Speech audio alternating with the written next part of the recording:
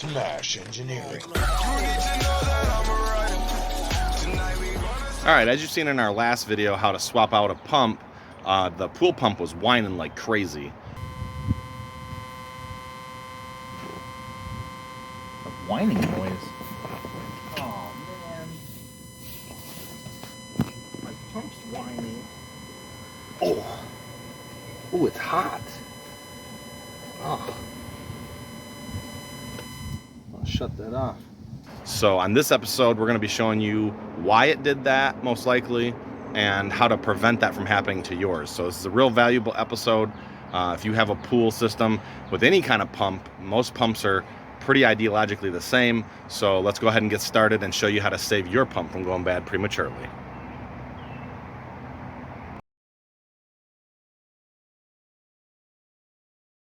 All right, so what I'm going to start off with here is some exploratory investigation. I'm going to take these 4 top bolts off, or screws, sorry, and I'm going to take a look at the insides. Now, always do this kind of stuff at your own risk. Make sure that you're being safe, yada, yada, yada, so on and so forth. But I'm going to go ahead and pull off this top cover and just take a look around. There's bound to be like a cooling system and some bearings but I've never opened up one of these, and I assume if you're watching this video you probably haven't either.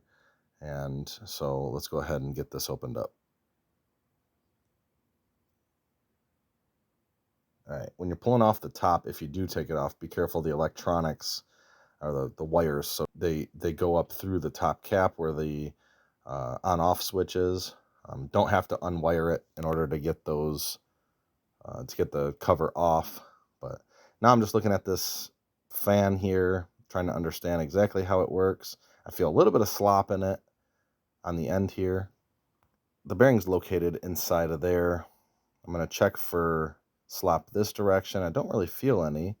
Everything looks pretty good. It does show signs of getting hot on the end of the plastic here. You can see, or you may not be able to see, but it's definitely gotten really hot at some point. And for it to be hot enough for the outer cover to be scolding to the touch, lets me know that this motor was running extremely hot.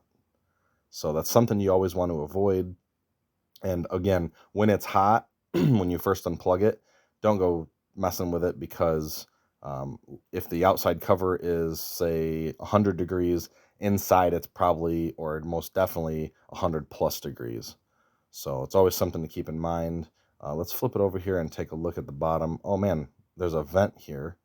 Oh, that's probably our problem right there. Did not know that you should be cleaning that vent. Well, I'm glad we found this. I'm going to take off this other side. Looks like the exhaust. Just be careful anytime you're removing these screws if you plan on putting it back together. They're always very delicate in how they screw into the plastic. The first time they screw it in is what creates the threads generally. They don't tap these. So always make sure you're doing your best to be careful with those. All right, that side looks pretty clean, which would make sense because it's the exhaust side. The inlet side here has got cottonwood and who knows what else jammed against it. That definitely will cause it to overheat. And as it starts to overheat, the bearings are casted in plastic. So as they start to get hot, even if the bearing itself doesn't go bad, where it's mounted will melt, and then the bearing will be useless.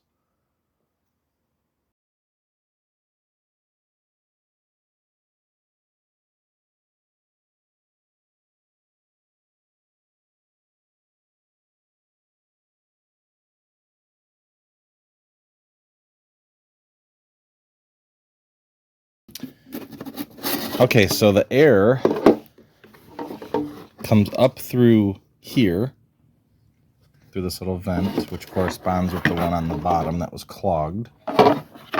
And it blows through here. The fan then blows it out there, and it goes out that little exhaust that we just took off here.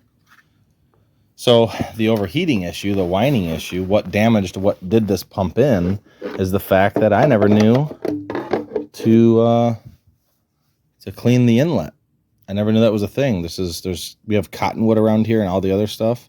and it just packed into that cooling area and caused this thing to get hot, caused it to start whining. Now I'm going to see if I can take this apart and replace these bearings, because I assume it probably just overheated the bearings.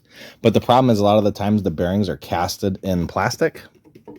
So when the bearing itself goes bad, it gets loose in the plastic. So even if you replace the bearing, it's a loose area there. So we'll see. If I do end up replacing the bearing, I will make a video on it. But yeah, just make sure if you are gonna mess with this, make sure it's always unplugged. Obviously we're unplugged here, we're inside, but yeah, that's a little bit of maintenance I never knew to do on it.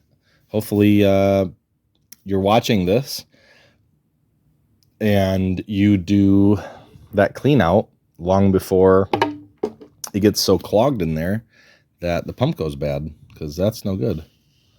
This pump would have had a lot longer of a life. I don't know if you can you see if you can hear that?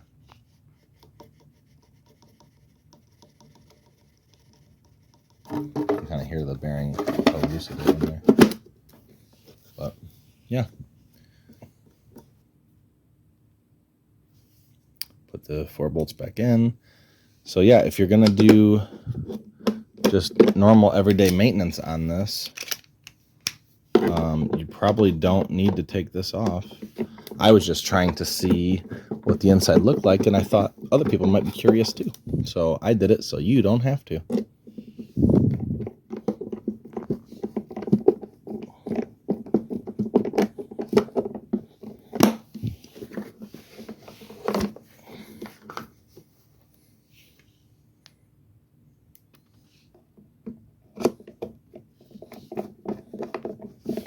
Always with plastic. This is something I say in a lot of my videos where you thread back into plastic.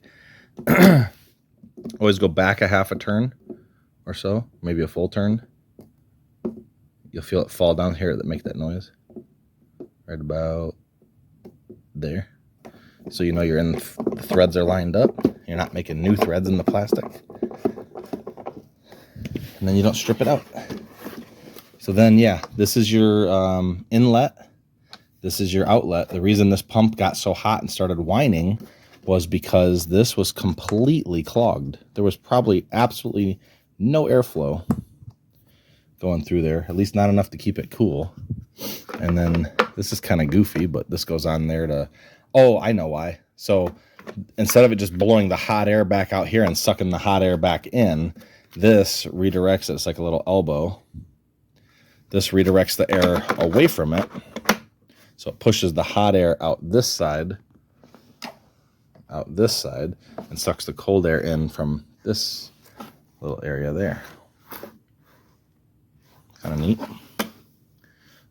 Something I wish I'd have known. I'm glad I'm finding this out for you guys. You guys can learn from my mistake, or if you're watching this and you already knew it, you know, you're putting in the comments, you know, I should have known that. But you don't know what you don't know. So hopefully you're watching this video. I'll try to label this video something like pool pump maintenance.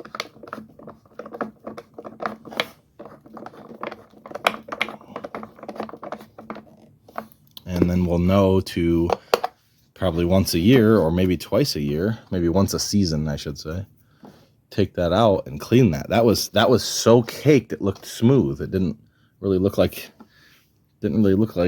all this was caked into it. Didn't really look like it. Oh, here's more. So all that was caked into it, and there was no airflow. So yeah. Be sure you check out our other videos. Thanks for watching And for your support.